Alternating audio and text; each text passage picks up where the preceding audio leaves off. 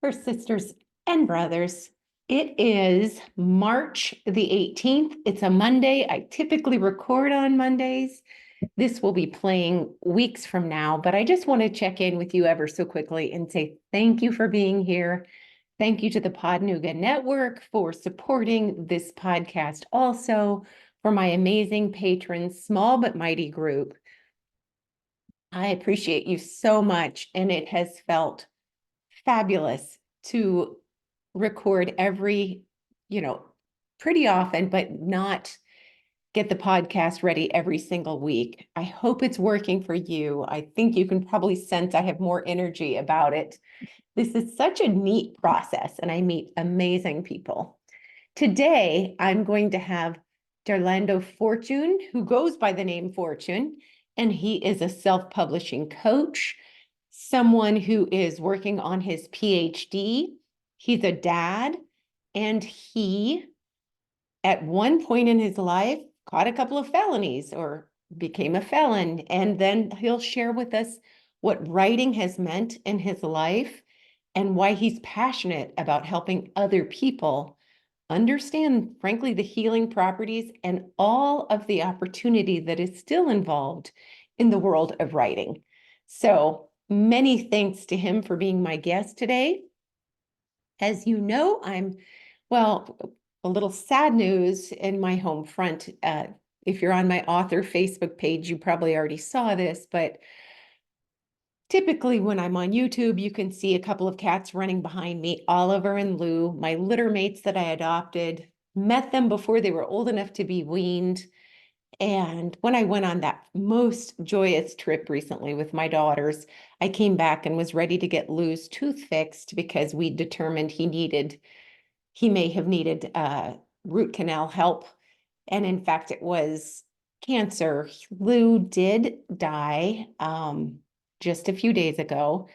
And the shocking part of that was he just was doing so well. I had gotten the diagnosis that he had a sarcoma, but in fact, it went very quickly from there. And not only is he gone, but his brother hardly moves right now. So I guess we all grieve in very, very different ways, but I just miss him. So if you don't see him running behind me, it's because Oliver is a little bit sad at the moment and Lou has passed. So anyway, I wanted to let you know that, and I have this horrible tendency of shifting gears very quickly. Sorry about that. Anyway, I have had a really productive week otherwise, working on rewrites, getting help, getting the podcast a little facelift, and just enjoying my day job pretty much. So that's what I'm up to. What's new with you? And do connect at lameredith.com. I'm about to bring you my special guest. And if you've been thinking about writing and thinking maybe, nah, there's no room at the table for you, today's episode, I think, is going to make you think again. So stay tuned. And as ever, thanks for being here. D Arlando Fortune, thank you so much for being here on Persistence U today. We'll call you Fortune as you prefer from here on, but Yes, I just am so grateful for your good company. Oh, I appreciate the opportunity on here. Persistence is it's a mainstay in my life, through the ups and through the downs. Sometimes to a fault. Sometimes it's important to give up. We got to know what to give up. So Yes. it is a good point. Sometimes I've been reluctant to do so as though it's a loss, but so glad that you're here. And can you share a little bit about your story? I mean, I started to introduce you. I didn't bring up the point that you were an accountant. You've been done accounting. I did talk about you seeking a PhD. So yes, just start from ground zero. Oh, excellent. So here's the thing. I was groomed to play baseball, and I was groomed to play baseball at a very high level. And it got me opportunity to go to Howard University. Okay. Now, I'm also a nerd, so I have that both sides going right there, the brains and the brawn. And if I might say so myself, I got the beauty going also. So we just got this trifecta going on. So But watch with it on that, YouTube, people. Look this up on YouTube for the whole picture. So going through school, I was groomed to be a student athlete. They weren't supposed, they were one word, okay? Okay. So I did the academics and the athletics all through high school, then all through college also. So I graduated with honors, but I also graduated with an opportunity to go play pro ball for the Montreal Expos. I chose to go become a government accountant because I had a child and I was like, I don't know if I'm going to make it. Like I had those doubts, although I still thought I was great. Like I thought I was a fantastic player. I just had those doubts. I was like, I don't know how long it's going to take me to get to the league. And I got this sure thing right here with the government. So I chose to become a government accountant, which is an oxymoron. We won't go into all what that actually means. But what ended up happening with the government is that I started reading books on wealth and about real estate, about business building, and about this whole idea of working for 40 years for someone else. And I didn't really vibe with it. So I remember about 2 years into be working with the government, and my new supervisor, the golden boy, came in and was supposed to change our department and fix everything because I'm gonna tell you a little secret. I was working in accounts receivable and as an accountant and stuff like that. And we had another side, it was budget. Sometimes the numbers didn't add up. So we go to budget and say, hey, this didn't add up. And they say, just fix it. Government accounting. So Mm. I'm just putting it out there. That didn't feel right to me. I wanted to go do some other things. And I told this guy when he came in there that when he interviewed me about what I wanted to do with the government, I said, I want to learn how to be a manager from you, and then I'm going to do my own thing. So Oops.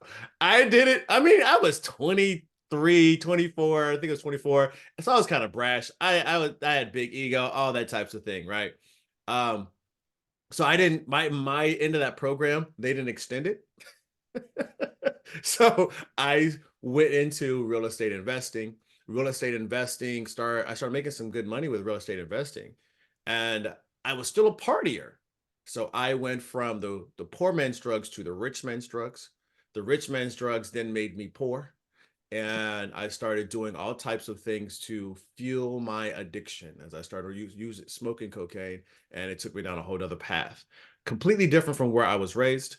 And I found myself in 2013 facing 12 years of prison Mm. and trying to figure out what was going to change in my life, what I need to do to change.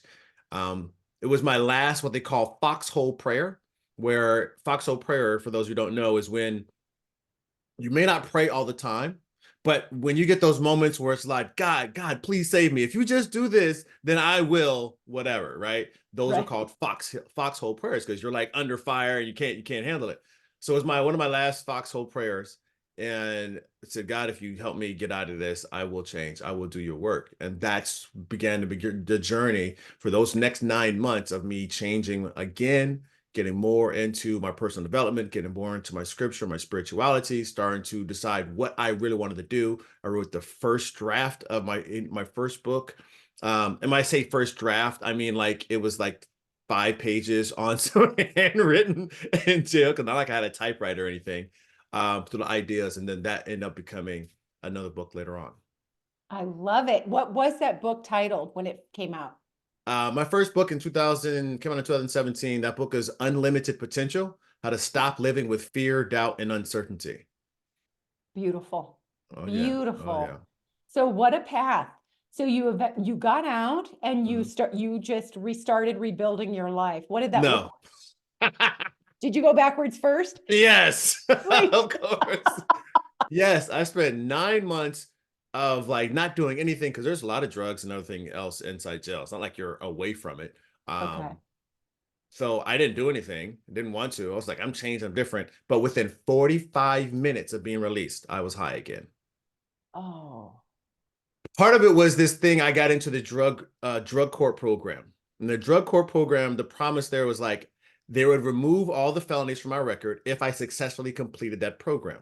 Now I was facing 5 felonies. I only had 4 when I went in, but somehow I picked up a um, Grand Theft Auto while I was locked up.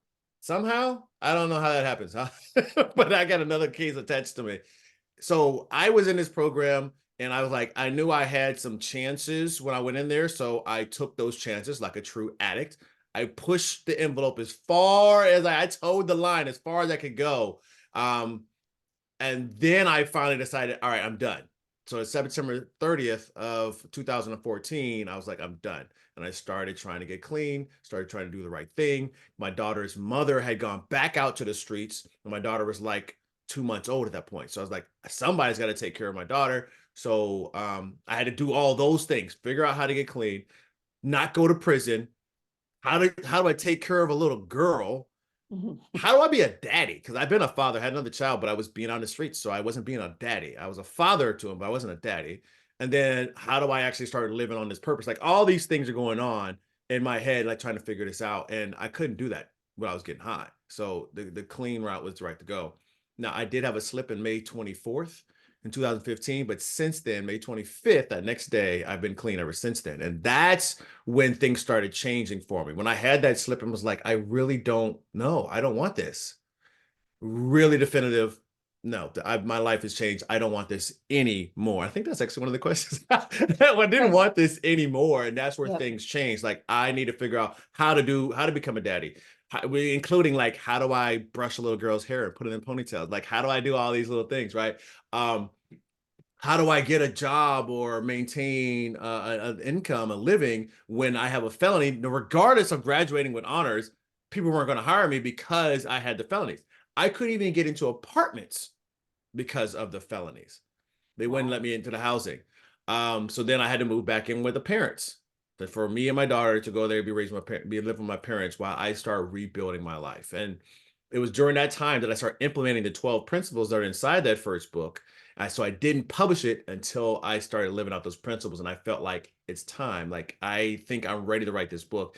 And a powerful spiritual woman challenged me, told me to stop taking God's glory and tell his story. And that's the reason why that book back there is published, is because she challenged me to go out and stop taking his glory and start telling a story about what he's done in my life, how I've been changed, and what I've done to overcome, because there was other people who were coming through addiction or recovery, or excuse me, coming out of reentry from Mhm. jails and so forth, that need to know how to change and that it's possible. I myself, I was looking for those people. I changed. Now I need to turn around and give back freely to those people who did looking for the same advice. I love that. And what did you hear when you published that? Over and over, it was it was amazing. The first time I really spoke about the book, a lady asked me to be a speaker at the business event.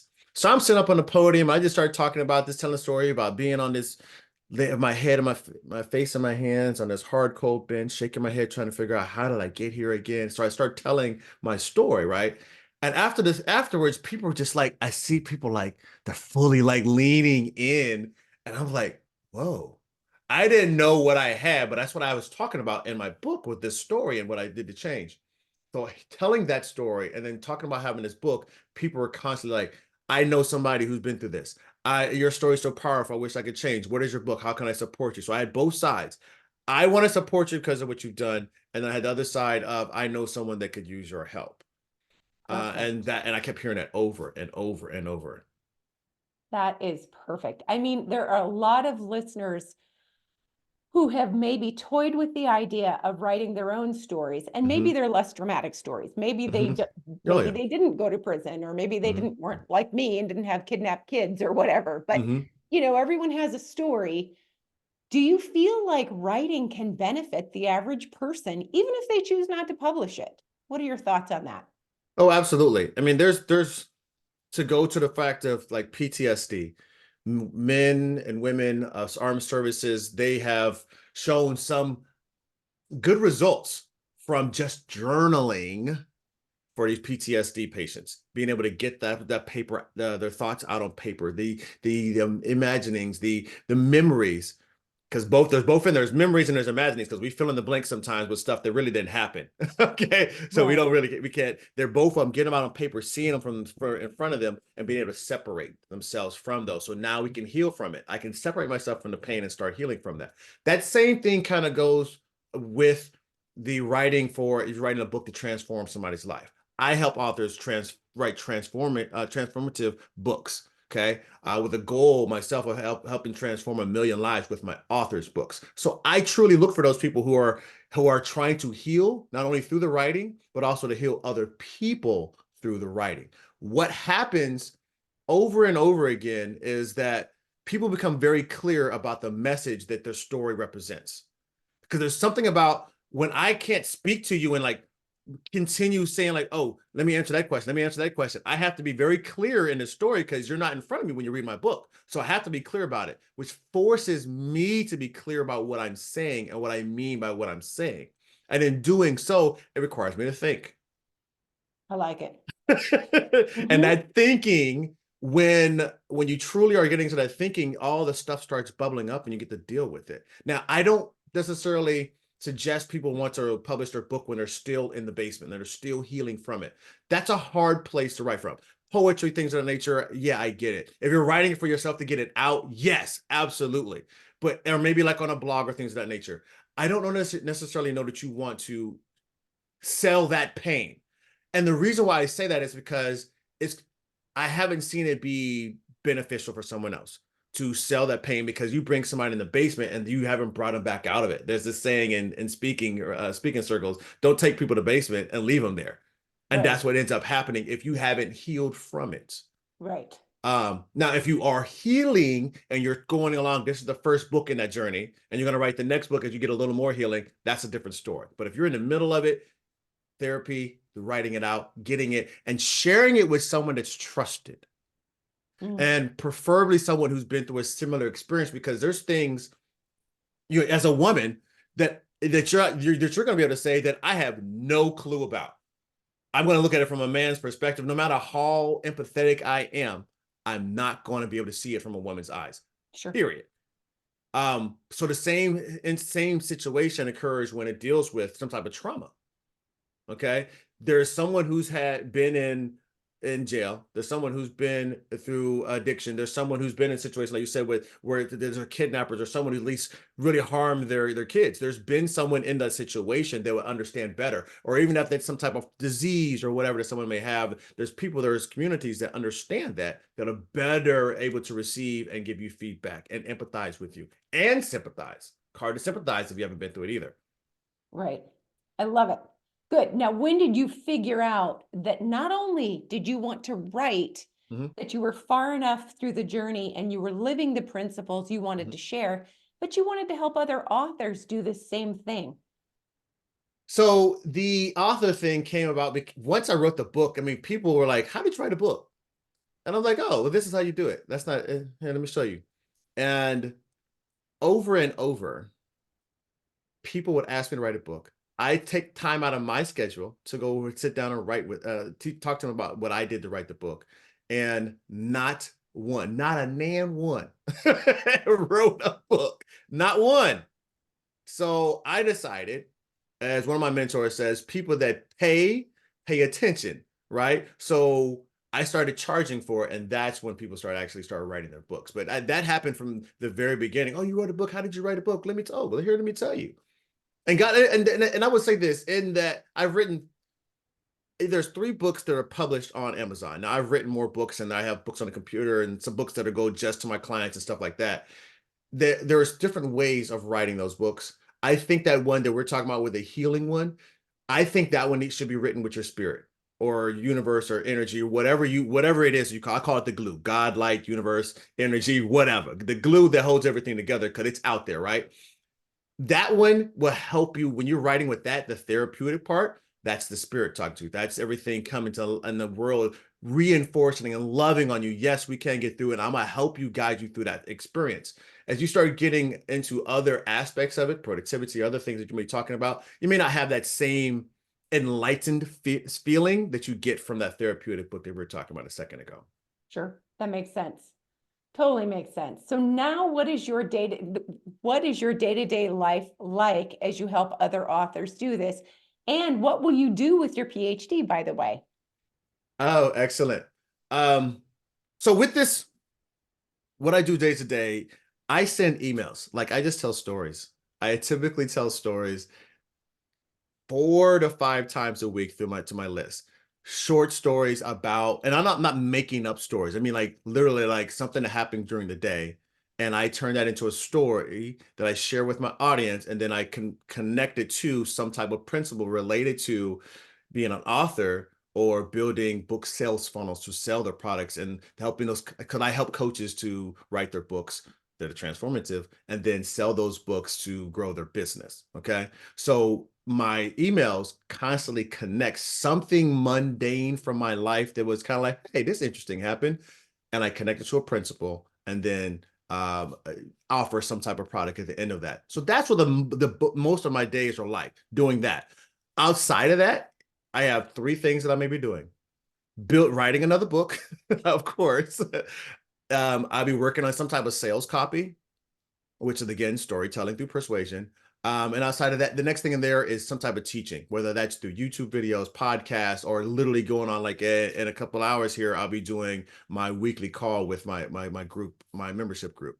So getting on there and teaching some principles. Now, the way my PhD fits into all this is, well, first off, my master's degree came after I got clean. Okay. Mhm. It came after I got out of jail. I was like, I want to be a coach. I like this coaching thing. I want to figure out how to do this, but I didn't want to get a certification. I figured, so because you can literally go on the internet and search for a certification life coaching and buy one for $45, a simple course.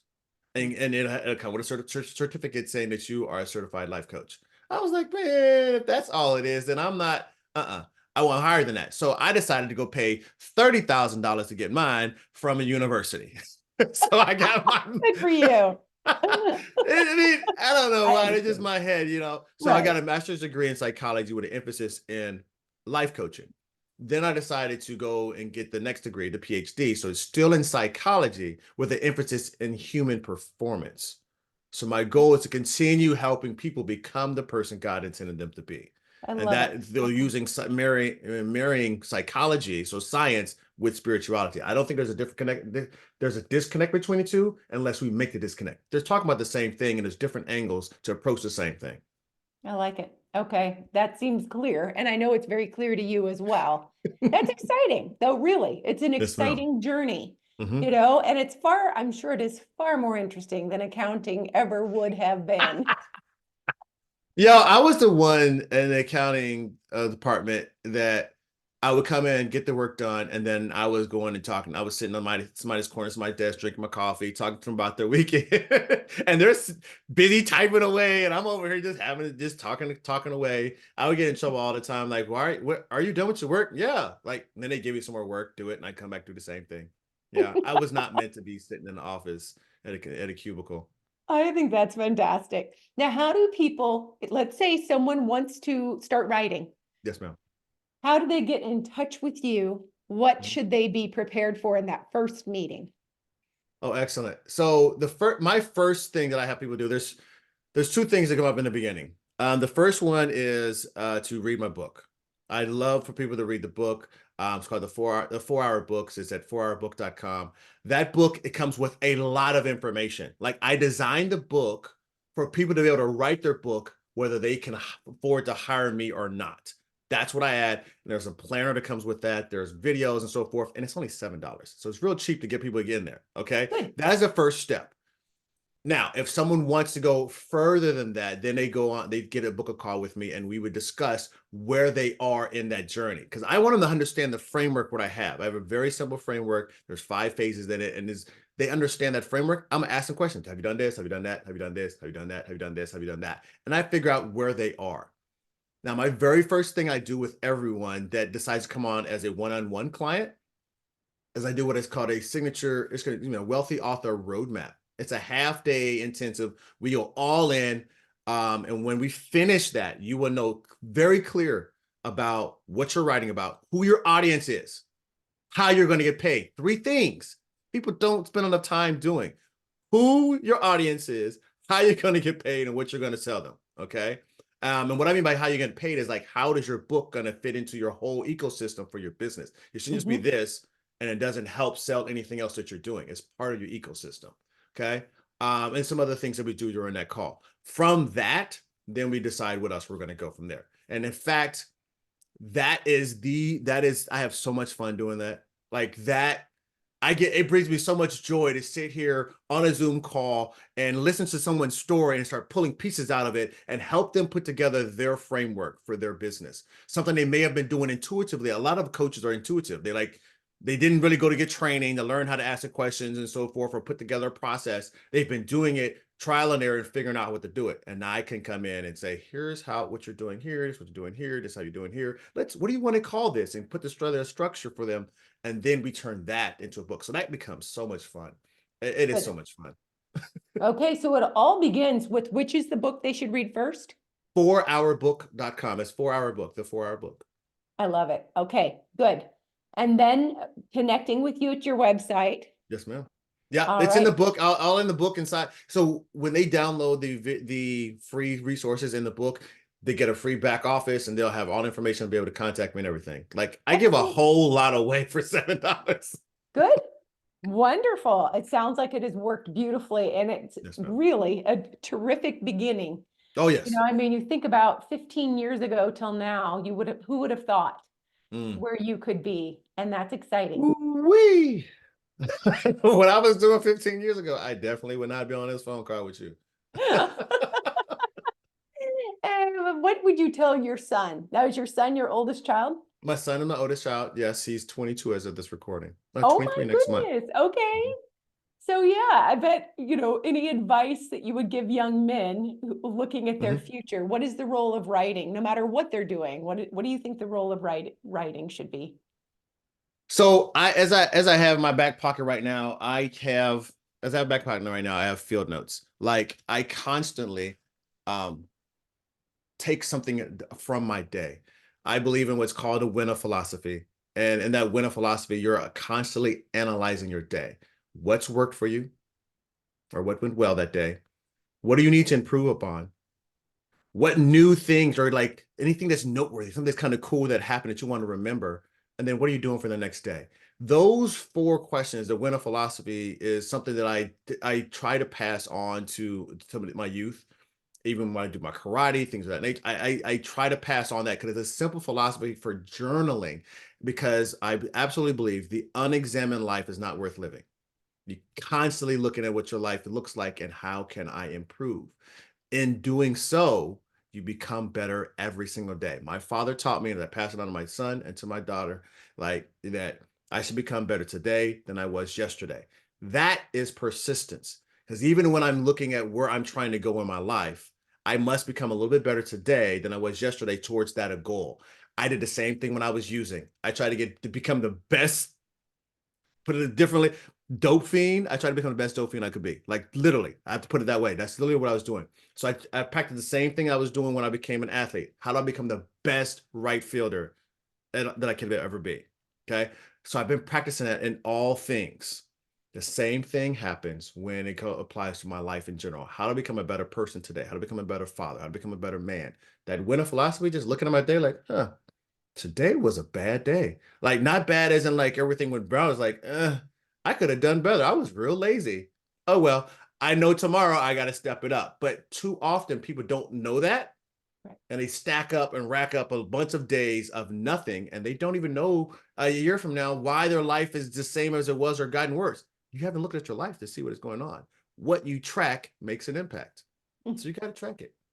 I like it. That is perfect. And thank you for that. It's a Yes, good ma'am. note to end on, and I absolutely have enjoyed this so much. And again, website again, can you remind us where we can Yes. connect with you?